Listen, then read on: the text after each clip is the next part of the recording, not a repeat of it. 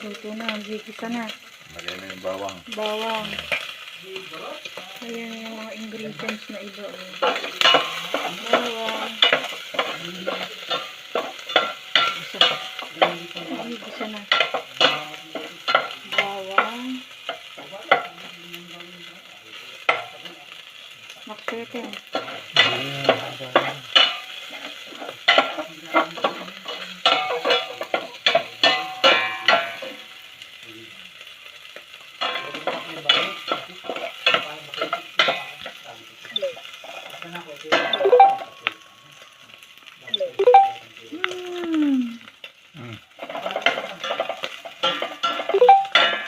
Pwede niya. Sige. Laya. Sibuyas. Ayan. Umuusok-usok.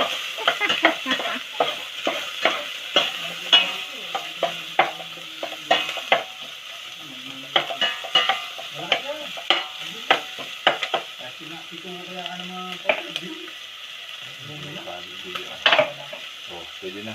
Yan. Wow, ang sarap. Apay pagtipunin?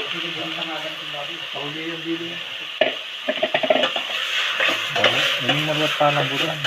Yan. Ganyan magluto ng pinapaitan si tatay. Takpan mo pa kanya. Tatakpan pa. Para lumambot. Pinakauli. Yun na. Yung laman ng karne. Yan. Yan. Pakuluan ko ng half-cook lang. Half-cook lang daw kasi yun para hindi siya tumigas ng gusto. Para hindi kumunat. Kumunat ng ano. Dapat ano lang. Ayan yung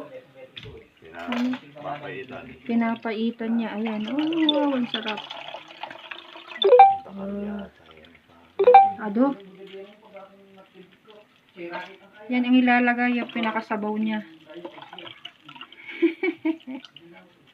Yan ang pampasarap sa pinapaitan.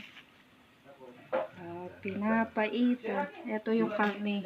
Pinakauli yan kasi sandali lang ilalagay yan.